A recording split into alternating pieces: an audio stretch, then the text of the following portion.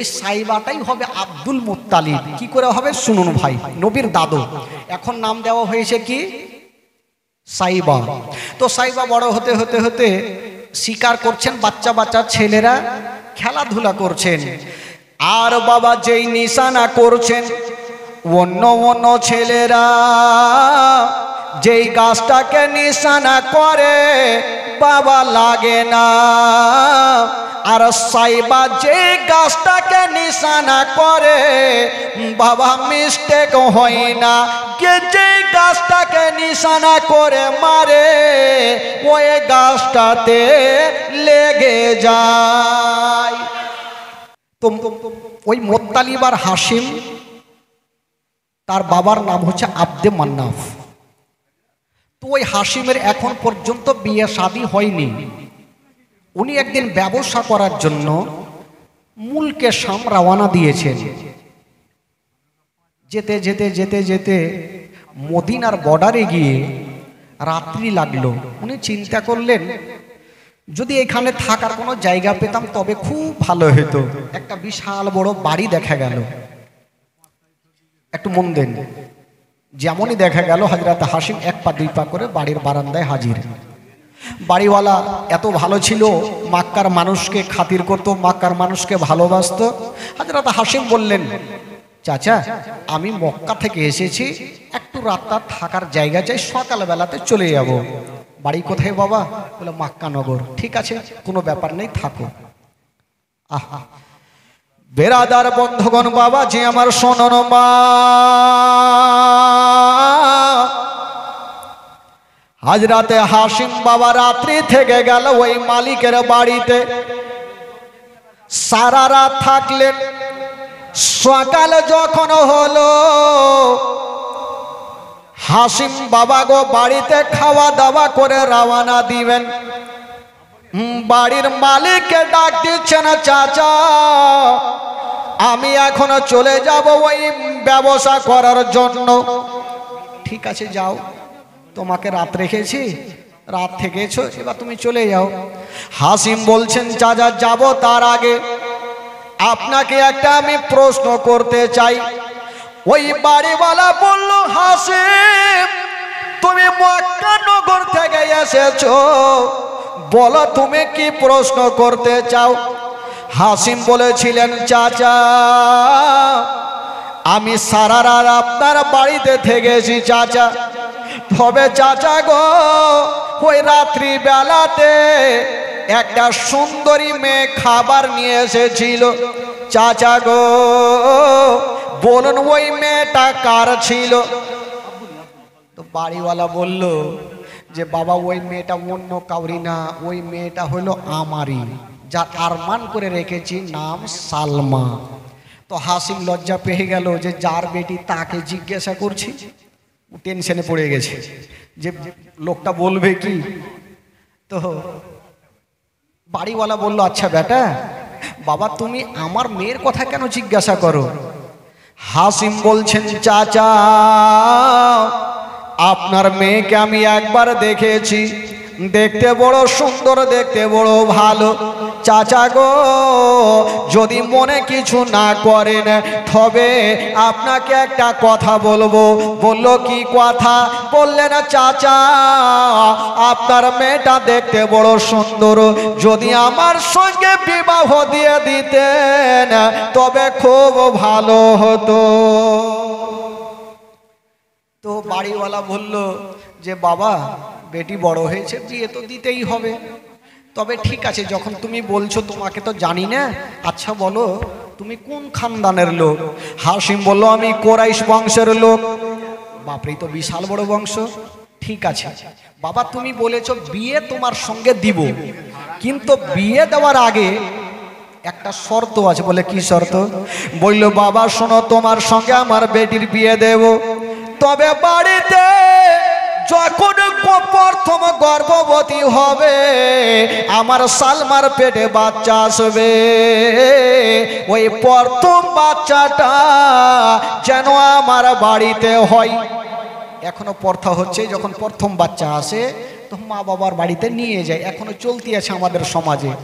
তো হাসিম বললেন, চাচা যখন আপনি এটা বলছেন ঠিক আছে, যখন গর্ভে সন্তান আসবে আমি আপনার কাছে রেখে চলে যাব। ঠিক আছে বাবা, বিয়ে হয়ে গেল। বিয়ে হয়ে যাওয়ার পরে বাবা গো এবার মক্কা নগর নিয়ে চলে আসিল। যেমনই আসিল বাবা ওই হাসিমের সঙ্গে বাবা সালমার যেন ঘর সংসার শুরু হয়ে গেল। যেমনই ঘর সংসার হলো গো ওই সালমার গর্ভে যেন বাচ্চা এসে গেল।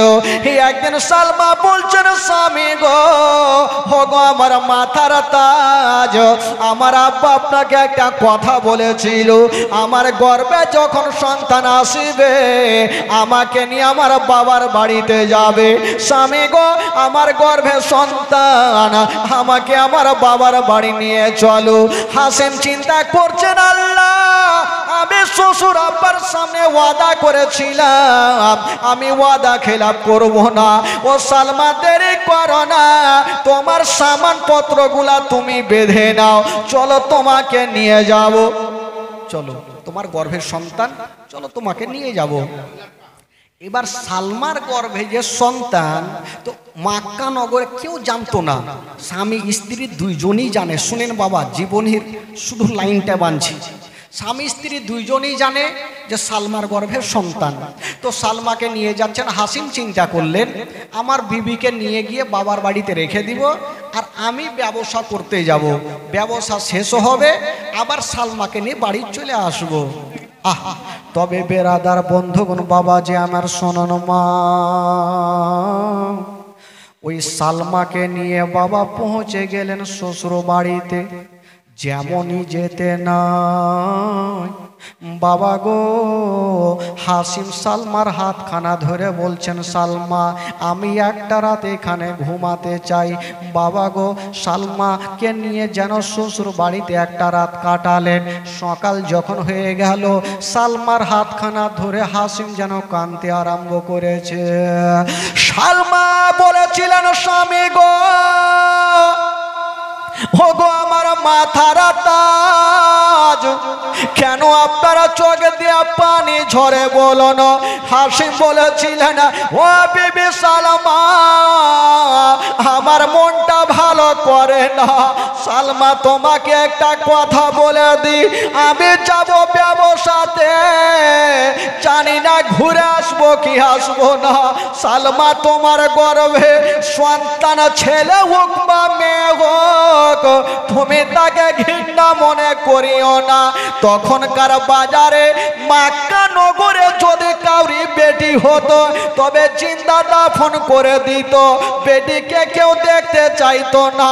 হাসিম বলছেন, বিবি সালমা তোমার গর্ভে থেকে ছেলে হোক না মেয়ে হোক না কেন, তুমি তাকে কষ্ট দিও না, যত্ন করে রাখিও। সালমা কাঁদতে কাঁদতে বলছেন, স্বামী গো আপনি এই ধরনের কথা কেমন করে বললেন, কেন আপনি বললেন বলুন? হাসিম বলেছিলেন, সালমা জানি না হয়তো আমি ঘুরে আসব না। স্বামী গো আপনি জানলেন কেমন করে? বলল, আমি একটা এমনই স্বপ্ন দেখলাম, তাই ভাবলাম আমি ঘুরে আসব না। কি স্বপ্ন দেখেছেন? হাসিম বলছেন, সালমা আমি রাতের বেলাতে শুয়েছিলাম আর একটা স্বপ্ন দেখলাম, আমি আর তুমি জঙ্গলে শিকার করছিলাম। হঠাৎ করে একটা জঙ্গল থেকে বাঘ বেরিয়ে আসিল, বাঘটা আমার পিছনে ছুটলো, আমি জান বাঁচানোর জন্য পালিয়ে যাই, কিন্তু বাঘের হাত থেকে বাঁচতে পারলাম না। অবশেষে বাঘটা আমাকে খেয়ে ফেলেছে। এই স্বপ্ন দেখেছি। তবে সালমা এই স্বপ্নটা যদি কেউ দেখে নাই সে জগতে বেশিক্ষণ বাঁচবে না। সালমা আমি স্বপ্ন দেখেছি, হয়তো আমি বেশিক্ষণ বাঁচবো না, তবে তোমার গর্ভে থেকে বেটা হোক বা বেটি হোক না কেন তুমি তাকে নষ্ট করে দিও না। সালমা বলেছিলেন, স্বামী গো ওগো আমার মাথার তাজ, আপনি চিন্তা করবেন না, আমার গর্ভে থেকে যাই হোক না কেন আমি মা নিজের যত্ন করে রেখে দেব, কোনোদিন আমি নষ্ট করব না। বাবা ভাই বন্ধুগণা ও গো মা বোনেরা, সালমার হাত ধরে স্বামী ক্ষমা চেয়ে নিচ্ছেন বাবা। আর হাসিম বলছেন, ও বিবি সালমা, আমাকে খুশি মনে তুমি বিদায় দাও। সালমা স্বামীকে বিদায় দিচ্ছেন বাবা, চোখ দিয়ে পানি। হাসিম বিবির চোখের পানি মুছে দিচ্ছেন। সালমা, তুমি চোখের পানি ফেলিও না, আল্লাহর কাছে দোয়া করিও আমি যেন ভালো অবস্থায় তোমার বুকখানে ফিরে আসতে পারি। বিবি দোয়া করতে থাকলো, আর হাসিম বাবা বিবিকে সালাম করে দিয়া বাবা সেখান থেকে বেরিয়ে গেল ব্যবসাতে। যেমনই ব্যবসাতে চলে গেছে বাবা গো, সেটা ঘটনা ঘটে গেল। সেইখানে গিয়ে হাসিম যেন ইন্তিকাল করলেন। সকলে পড়ুন, ইন্না লিল্লাহি ওয়া ইন্না ইলাইহি রাজিউন। হাসিম ইন্তিকাল করলেন বাবা গো, এই কথাটা সালমার কানে পৌঁছে গেল। তবে যুবক বন্ধুরা ও সোনা মানিকেরা চিন্তা করেন, কোনো ভাই বাবা যদি দিল্লি বোম্বাই ইন্তিকাল করে, এই খবরটা বিবিরা যদি শুনতে পায়, বলুক তাদের দিলখানা কত খাবে। সালমা যখন শুনতে পেয়েছে স্বামী দুনিয়াতে নেই, সালমা কাঁদছেন আর ভাবছেন, আল্লাহ আমার গর্ভে থেকে যদি ছেলে জন্ম হয়, জিজ্ঞেস করবে মা আমার আব্বা কোথায়, সেদিন আমি কেমন করে জবাব দেব? ছেলে মেয়ে যাই হোক না কেন, আমি মা জবাব কেমন দেব আমার বাচ্চাকে? বাবা গো, সালমা কাঁদতে থাকলো। বেশ কিছুদিন পরে ওই সালমার গর্ভে থেকে একটা বেটা জন্ম হইল। একটা বেটা জন্ম হইল। তবে ভাই, এই যে হাসিমের একটা ভাই ছিল, যে ভাইটার নাম কি বলেছিলাম? হাসিমের ভাইটার নাম কি বললাম? আব্দে মুনাফের দুটা ছেলে বললাম না? দুটা ছেলের নাম কি হলো? একটা ছিল হাসিম আর একটা ছিল ঢেকি।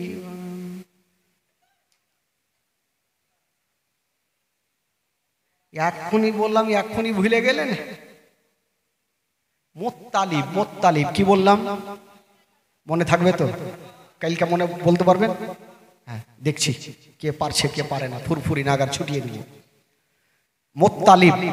তো মোত্তালিব যখন খবর পেল তার ভাই হাসিম আর জগতে নেই, তো সালমার কোনো খবর নিল না।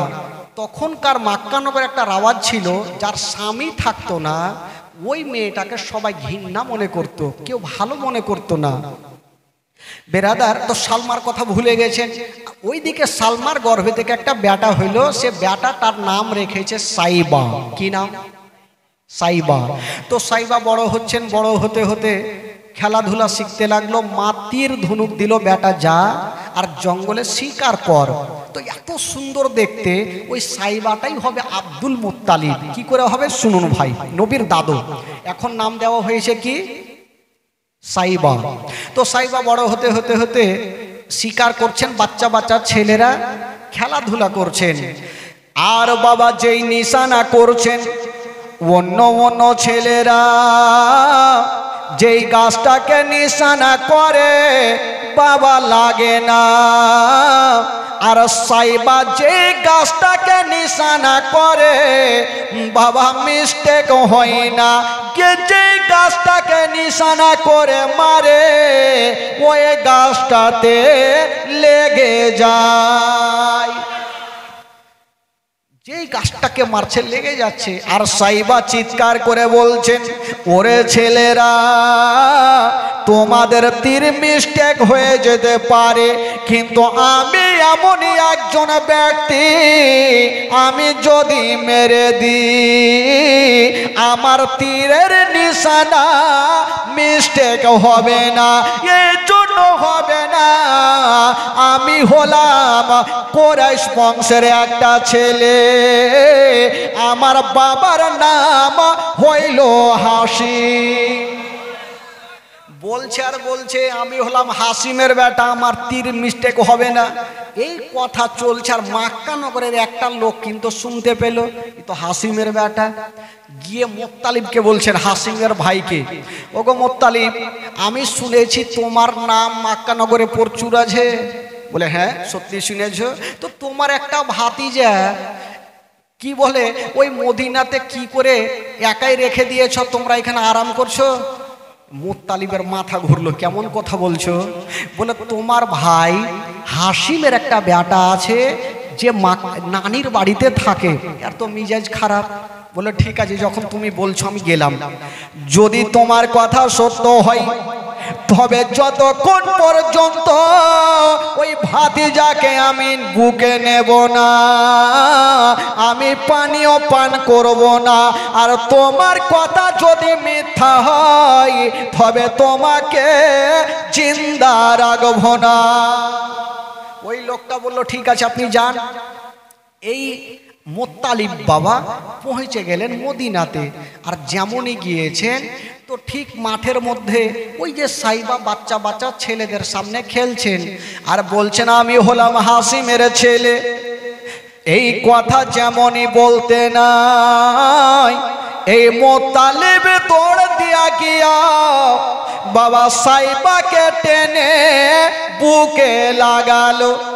সাইবা বলছেন কে আছেন গো? আমার বাবা না, কে আমাকে বুকে লাগালেন। তো মুত্তালিব চোখের পানি কিন্তু ঝরাই না, বাচ্চার সামনে জিজ্ঞাসা করছেন বাবা সত্যি বলো তোমার বাবার নাম কি? বলল চাচা আমার বাবার নাম হইল হাসিম। আচ্ছা তোমার বাবা নাই? বলল না, আমার বাবা আমাকে ছেড়ে চলে গেছে।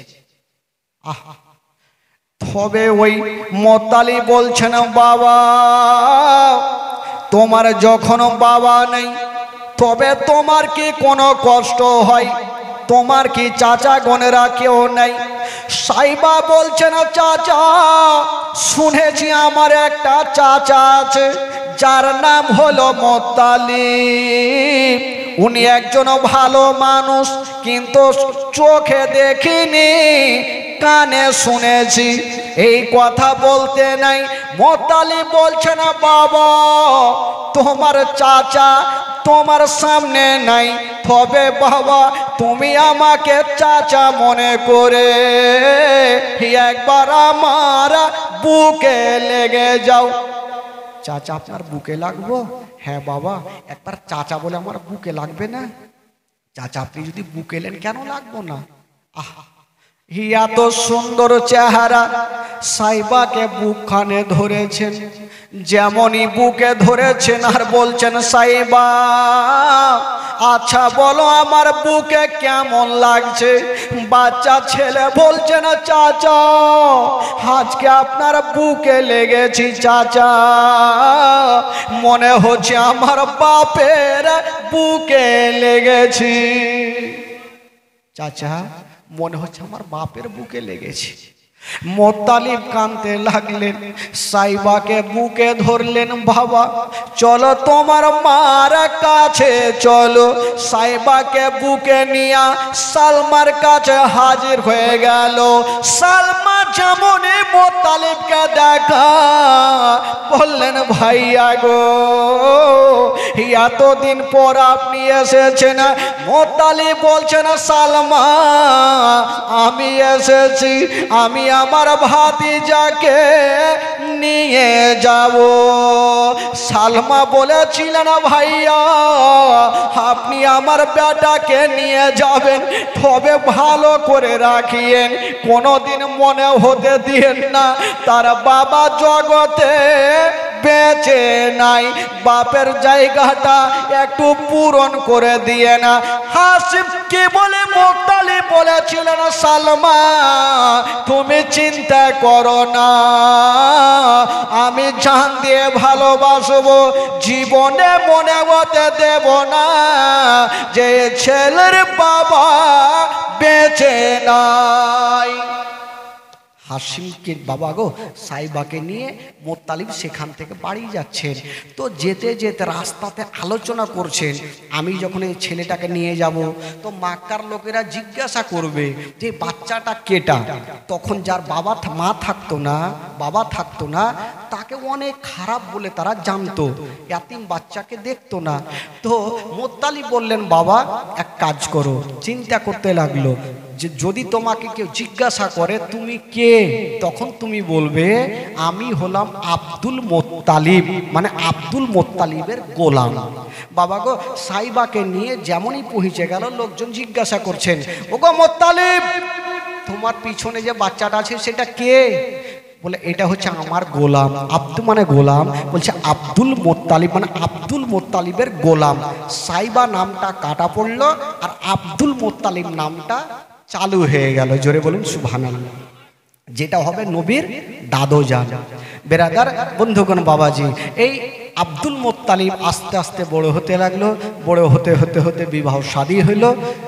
বাবা গো বিয়ে শাদী হয়ে গেল, সংসার চলতে থাকলো। আব্দুল মোত্তালিব এবার কাবা শরীফের মোতাওয়াল্লি হয়ে গেলেন, থাকতে লাগলেন।